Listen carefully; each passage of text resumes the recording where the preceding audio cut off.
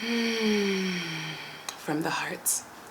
Hey y'all, it's Chimdi. This is my first video since I have returned from Cape Town, South Africa, so I think we're gonna throw in a bunch of dope B-roll. Though I have two videos that I have to edit that should hopefully both be out by now, and maybe I use the B-roll in that. And as I talk, I'm giving them so much inside baseball. Do they care? But I'm assuming you do. So in this video, what we're gonna do is we're gonna talk about how it's been almost a year since I quit my job. I'm recording this in early March, so we still have 2-3 weeks to go. But I think the major lessons have more or less sunk in, and in this video I'm going to talk about them specifically by answering your questions. So I made a community post and I asked you all what questions you had. You gave me a bunch, so we're going to spend this video and maybe a few more depending on how long this runs answering your questions and getting into it. But before we do, go ahead and give this video a thumbs up, subscribe if you haven't already, join me on the Patreon. I love you all. I'm experiencing some Patreon loss. Folks are like, bye, and I'm like, oof, my heart. But actually not really, because all money comes from God, and y'all are the vessel, the wonderful, lovely vessels you are. And if you cannot be a vessel to support me on Patreon, you can be a vessel to support me through a thumbs up. Let me know in the comments. It's been a year. Did you join me last year from that video series? Did you join me before then? What has changed in your life in the year since? It's wild. It's been a whole year. I think that's the thing. You get caught up thinking you have a lot of time, and then you blink and it's been an entire year. Do you feel good about what you've done in the last year? Or are you feeling a little bit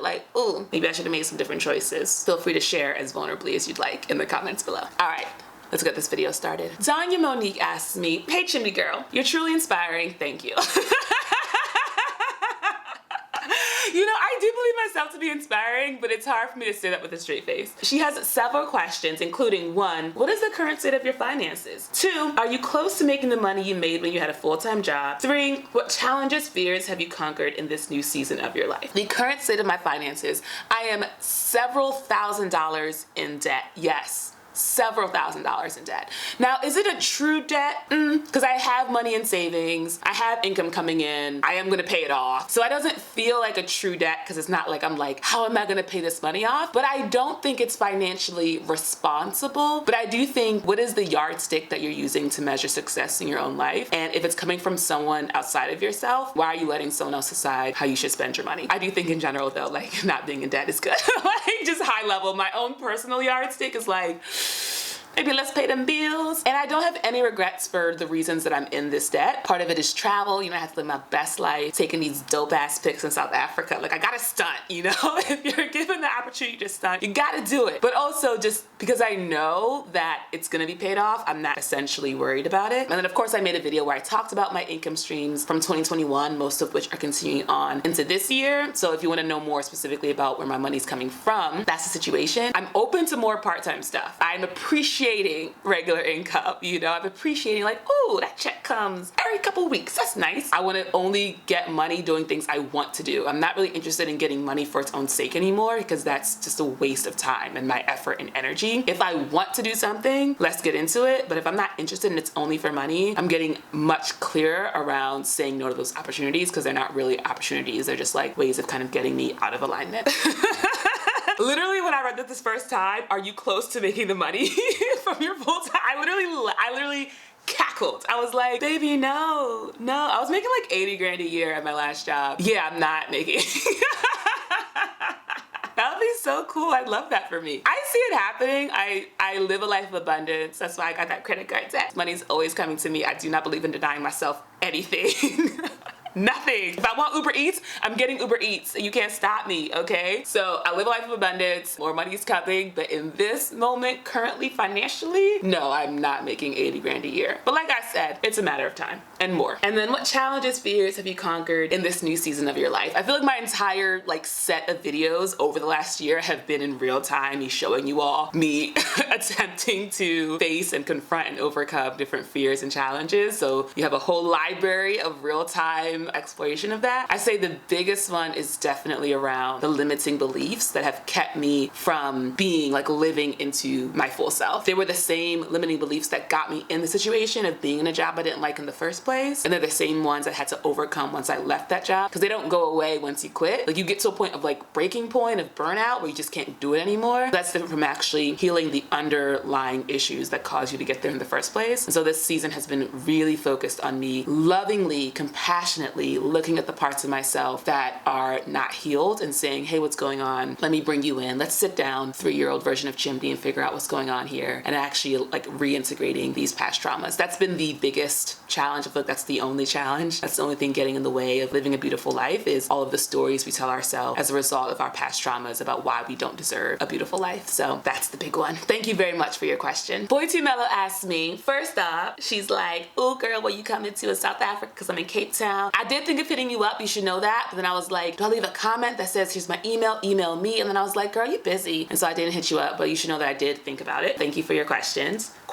So you were like, how's it like managing your own time? And will you ever consider getting a 9-to-5? Managing my own time has definitely been different and new. And it's not something that I don't think we're really given practice as growing up, especially in American culture. As soon as you start like preschool, you are scheduled. Through college, through grad school, if you go, through your work, you are scheduled. And so to just have endless amounts of free time is shocking, you know? And so that has really been an experience and a learning experience. Now I'm at the point where I think I do a pretty good job. I'm very much more intuitive than I used to be. When I first quit, I wanted to sort of recreate the structures of oppression that my job, I feel bad talking about it like it was this like terrible place. Though, as I've said in other videos, they did like lay off like a bunch of people with the quickness when the organization unionized. So I really do question the leadership of that organization. You can find me on LinkedIn. I Googled myself recently on that incognito mode, and I saw the first thing that comes up is like Chimdi Hazier LinkedIn, because people are like, what job she quit? So you can go on my LinkedIn and see the job I quit. Literally had to sign like NDAs. Like, what kind of nonprofit has you signing NDAs? So literally have to sign NDAs to not talk about what went down in the organization. But if you're thinking about working there, I'm letting you know now what you're gonna be getting into, okay? I didn't read the glass door. If you're thinking about working there, read the glass door. Don't think you're gonna be different, because you're not, okay? So the structures of oppression about last job, leaving that, I did want to be like, what are our to-do lists? What are our KPIs? What are our deliverables? Like all of these different things. I was trying to create that for myself, for my own YouTube and creative career. There was a reason why I left that job, is because that's not really how I work. That's not really how I am intrinsically motivated. That really honestly goes against my spiritual journey, which is all about the process is the point. It's not about being attached to the external outcome and thinking that's where your worth and value lies. It is truly about being here, doing what you want to do, what you're being called to do now, and doing that moment after moment after moment. So I feel like I've been really learning what that looks like, and it's been, by now actually I'm pretty good at it. I know when I need to do something. Like making this video, I've been thinking like, girl, you need to make this video. And I've been ignoring it for as long as I could. Then actually this afternoon, I was watching my own YouTube videos, which normally I don't do. I was actually coaching one of my clients, because I have now 2 creative coaching clients. The abundance, this is what I'm talking about, y'all. Life is abundant. And she was actually talking about how she was gonna rewatch some of her YouTube videos, and we had a conversation about that. And I was like, I don't rewatch my own YouTube videos. Maybe I'll rewatch some of mine. And I'm like, girl, you good. Like, you're good at this. Your editing is cute. You know, you be using background music sometimes. When you wanna throw that B-roll in there, you do a good job. Like, good. Keep at it. And I was like, you know what? I want to make some more content for the people. And me, I am the people. It's also very strange watching a video that you made where you are talking to yourself. Because I've made videos where I'm like, Chimdi, listen. And I'm just like, oh, okay. Damn. It feels extra personal. It feels very spiritual. So I highly recommend you do it. Like, if there's something that you know you want, maybe in a month, maybe in a year, go ahead and make yourself a little video that you will watch later. And it's very cool and trippy to see yourself talking to yourself. I also did the thing where I wrote a letter to myself because of one of Supsill's videos. And I did that at the top of January. So I'm very excited to read that at the end of the year. It's been a learning process, and I love it. And it's beautiful to just be free and to feel like time is mine to do what I want with, because that's the truth. But we are so conditioned to believe that time is money and time is someone else's money that we're trading our time for. And that is actually the biggest scam. And then, will I ever consider getting a 9-to-5 job? I think if it was a job that I loved, did not feel like work, so honored and grateful and blessed to be doing it, I would. Once you get a taste of doing what you want, when you want, and getting money for it, maybe not getting all the money for it. Like if you watch the video I made about my incomes, you see how much money I'm getting. It's not enough to like live in a swanky ass apartment or whatever, but to experience living in flow, living in alignment, feeling genuine joy in what you're doing, and getting money for it, and you didn't wake up at the crack ass of dawn to get to a job and sit in traffic and do all the bullshit to get there, it's very difficult to understand why you would go back to that. And I think for me, as someone who is creative and loves to do creative stuff and sees myself doing creative stuff for my life, I don't quite know what 9-to-5 job would fit in that specific area of like everyday creative and interesting and different. I'm getting to explore and learn something new and meet cool people and travel to cool places. But we know with God, anything is possible. So if there's a 9-to-5 like that, and I do love me some regular income, and I'm like, ooh, I actually really would love this, I know God will line it up for me. But in this moment, I'm not pressed. I like kind of having a bunch of different things that I'm doing, cobbling them together, waiting for God to like drop another cool, dope project into my lap that gives me even more money. So that's currently where I'm at with that. Dynamite Stacy is asking me, how do you feel now after the decision you made? Do you regret it? Would you make the same decision looking back at your choice now? I'm feeling amazing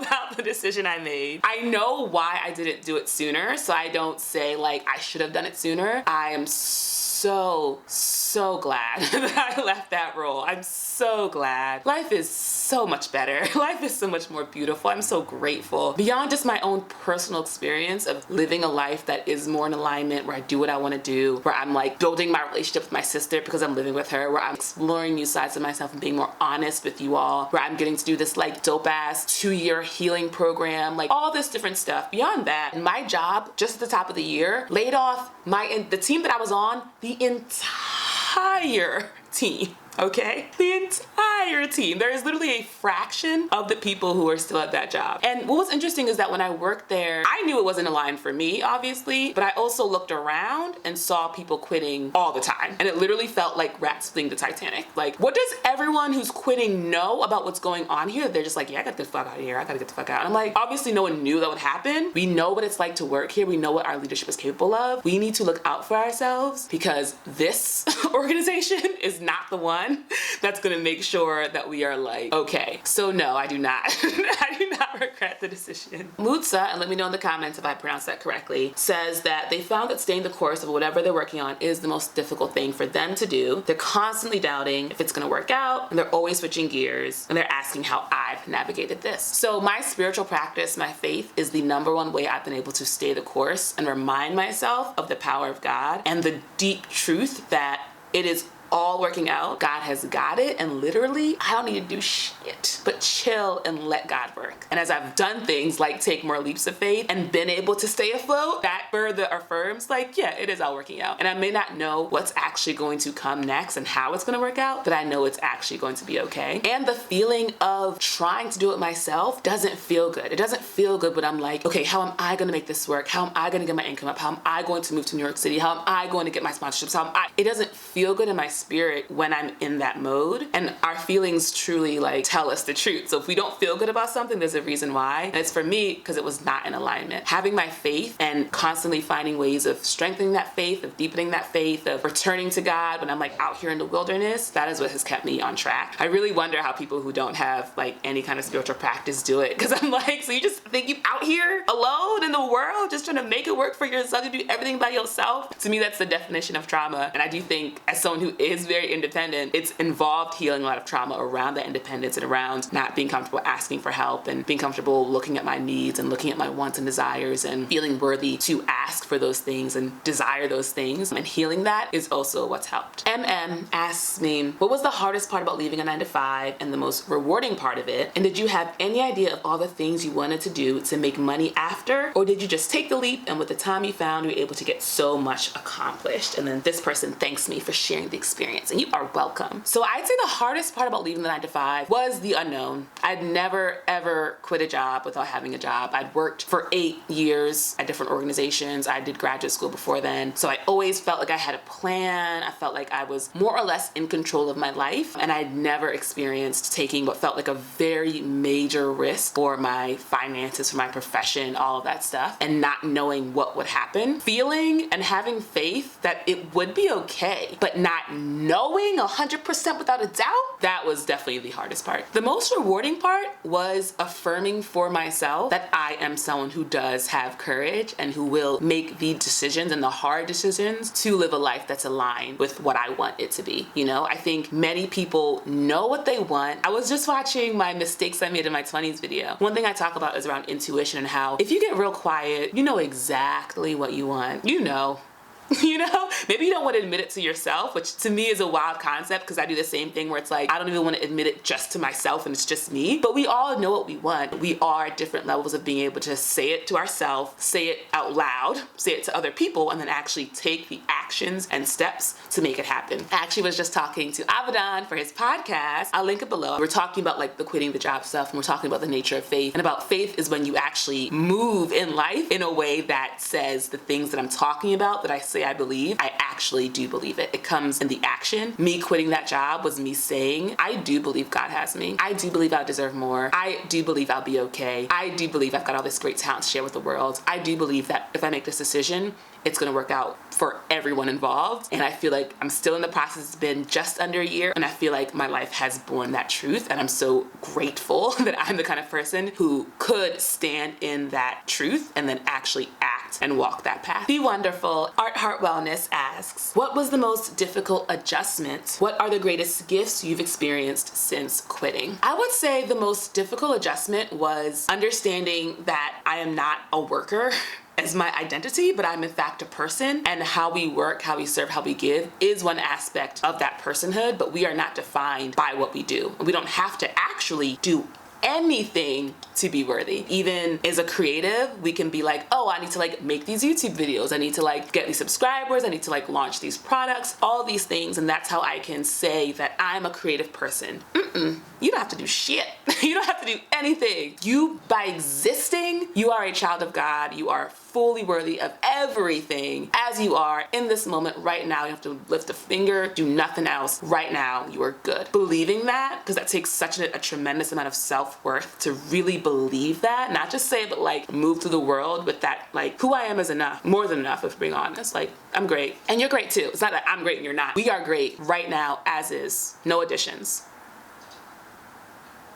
Yeah, believe that. Like really believe that. I'm still believing it. I'm believing it more and more every day, and having the space and time away from doing things that tell me otherwise. Like being in a job that's not aligned with what you want to be doing tells you a different story than the truth. It tells you like, well then actually maybe you don't deserve a nice life because you're miserable every day. And why would you be miserable every day if you didn't deserve it? You know, like working in a job where you're not being paid your worth. It's like, well maybe you aren't worth any money because you're doing this job that's not paying you any money. So like how does that work? When you don't live in alignment with the truth of your innate, abundant, beautiful, loving child of God's self, your spirit is like, what's going on? Because this is not correct, you know? But we're feeding ourselves this different story. And to remove those elements that are telling you these things that aren't true, and to have more and more space where you are living the truth, is just like, oh, it feels so much better. It really is just like, it really is like night and day. And I'm so grateful that I'm evolved past the person, or I've just continued to grow past the person who thought that that was the best that I could do with my life. The greatest gifts I've experienced since quitting, I'd say beyond just the dope creative stuff I've gotten to do as a result of leaning into my creativity more and having just the schedule, the time to take a week off and go to New York and do this thing with Adobe, or, you know, spend a week in North Carolina with the Timeless Wisdom training. Like beyond just having the time and space to do these things and read a gazillion books and like learn all these things, all of that, and travel and not have to worry about like, can I take off these days? Like, nah, I want to go, I'm going, you know? I think the greatest gift has been the feeling of living in alignment with what I want to be doing when it comes to service and creativity. So I had a coaching call. So I'm a creative coach and I help people who are like essentially creatives, basically help them achieve their creative goals. Like that's the shortened version of what I do. And so I'm talking to this creative person, and she's an artist, she's a painter, she's a YouTuber as well. And we're literally just like walking through the weekend and like her plans to like meet different things, literally just like asking questions, providing encouragement, like mirroring things back to her. There's a moment where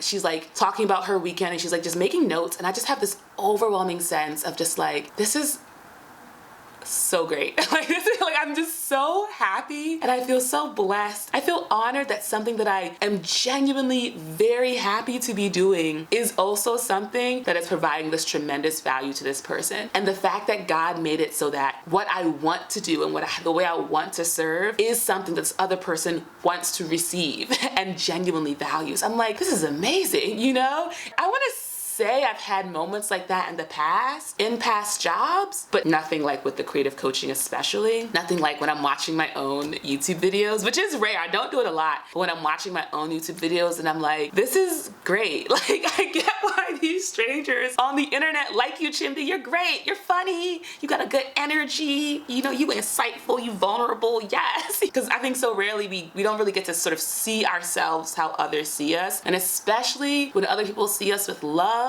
we're our own biggest critics. We're saying the wildest, most judgmental shit about ourselves. So very rarely do we get to fully step into the shoes of the person who's saying, you are amazing. Like, you are so dope, so cool. You remind me of myself. We should be friends. Like, I love your energy. All these loving things. Like, people say those things to me. I'm like, thanks. But the compliment can only reach so deeply inside of myself. I've had the experience now of understanding what people see when they see me with love. And it's beautiful. And it's spiritual, and it feels like the way, you know, when God loves you and how it's just pure love. Like, in God's eyes, you're just like the best, just like, wow. Like, that's what it felt like. In the best case scenario, we see ourselves and we see others the way God sees us, which is just with that pure love, and that has been the greatest gift. The wonderful Natasha asked me that in a video a while back, I said that I quit smoking that sweet marijuana. They're on that journey now, but sometimes they they want a little something. And sometimes like to create when they get a little high. And so they want a little update on how it's going. You know, am I still abstaining? I made a whole separate video about the one time I smoked for Thanksgiving. And that was a one-time thing and I hadn't smoked since. And then I did take my sexy ass to South Africa and I did, in fact, smoke some more. So my relationship to smoking is very much that I'm not interested in being like a daily thing. It's very much like we on vacation, we having a good time kind of energy. And one of the reasons why I wanted to stop smoking was because of this spiritual healing journey. Having those substances in your body influences the way you get those spiritual downloads from the Lord. And I remember I was in South Africa. I was thinking about the light. I was thinking about all the light that I was letting in. And I was like, y'all aren't gonna tell me what to do.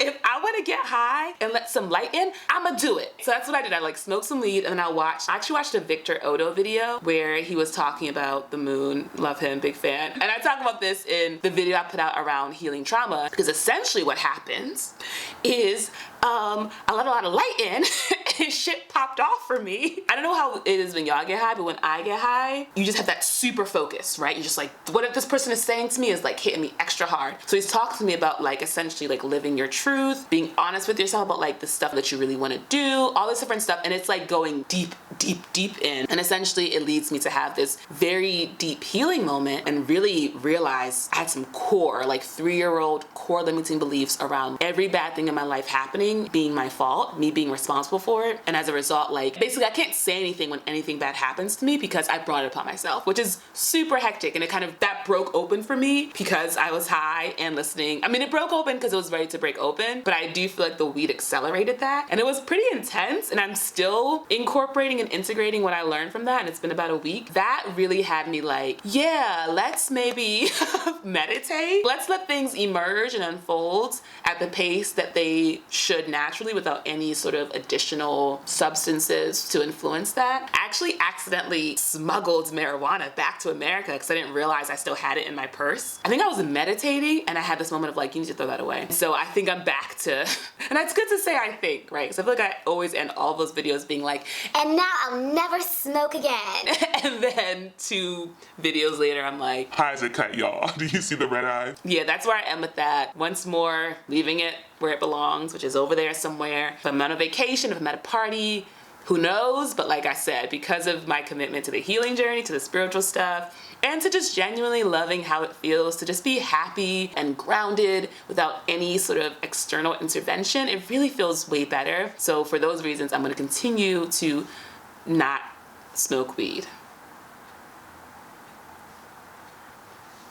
And then finally, Sin asked me the very first question, what does your spirit want to create in 2022? Which is such a beautiful question. It's the kind of question that I didn't have an immediate answer to when I read it, and I've been thinking about it ever since. Just to answer another question around, like, did I know about all the things, all the income streams that would happen? The answer was, of course, no. I had no idea some of these opportunities would come to me. I had faith that they would, and that they would be delightful and fun surprises, but I had no sense that I would be doing voiceover work, doing these cool travel trips and things like that. I have a sense of what my spirit wants to create in 2022. High level, I want to keep telling my story, sharing my journey, day to day, week to week, lessons and learnings, individual moments of healing and growth. I think sharing that and just having someone else, especially someone who looks like you, talk about things regarding healing and trauma is so helpful. Being a creative coach and actually having paying clients, which is so cool, that has me remembering one of the things I wanted my channel to do originally, which was tackle some of the common challenges folks have around creating that I've experienced myself and talk about how I was able to overcome them. But I really am mostly just open to what comes, because I do believe that the Holy Spirit is just using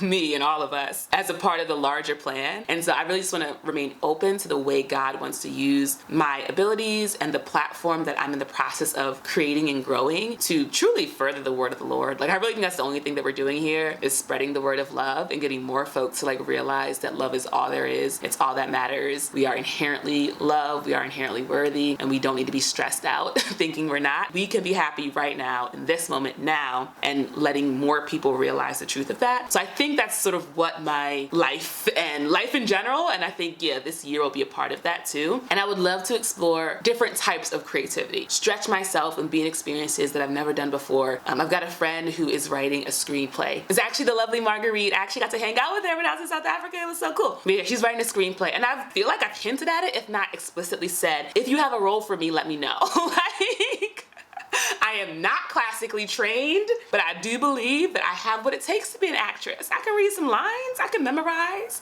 I can play a different role, you know, like, let me act in something, you know? So just, I want to do like a bunch of different random creative stuff. I really love learning the behind the scenes of things. That was one of my favorite parts of the 368 studios and working with Adobe back in December, was seeing the behind the scenes of how a production is created and how it's made, and the emails that go back and forth, the conversations that happen, the logistics. It was fascinating. So I like the idea of getting more behind the scenes glimpses, and then, yeah, just getting to coach more people. Like, it's so nice to have it be about the work of it, or not even the work, the service and the joy of it, and not about getting money. Because before it was just like, I need to get these coaching clients so I can get money, and now it's like, no, I really love this. Everyone who's going to work with me has already been chosen by God. I'm doing some Scott Schwenk breath work stuff, and that's something he talks about, is all of your clients have already been picked by God. You don't need to worry about that. And that feels so good, and it feels so true. It's fun to dream about 2022. Right now, stuff is still popping off in Europe. Those Europeans are really,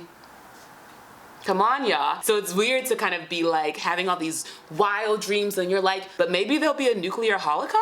So it's very strange, but I'm an optimistic person. I believe we're all gonna be okay. I believe we are okay. I believe the only direction is towards God, towards love. So all I can do is allow myself to surrender to that process and let love sweep me away. That is the video, y'all. I'm so curious to see if I'm gonna break this into like a part 1 or a part 2, or just have one very long video. Thank you for watching. Let me know in the comments how you're feeling. How are you feeling? Do you feel in this moment that you are living in alignment? And if the answer is yes, awesome. And if the answer is like, what is your process? And it could just be bringing awareness to it, because often bringing awareness really is enough. Just knowing and looking back and seeing that you're not just wearing a pair of glasses. You can like be like, oh wait, this isn't the world. I've been wearing glasses this whole time. That's huge. But I'd be curious to know, because you do have the power if you're interested in changing things for yourself. Thanks for watching, y'all. Give this video a thumbs up, subscribe, join the Patreon. Thank you to the Patreon producers. Should have said that in the beginning. Thank you to the Patreon producers. Appreciate y'all. Y'all are the best. Join me on the Patreon if you can. Would love that. Okay. Bye.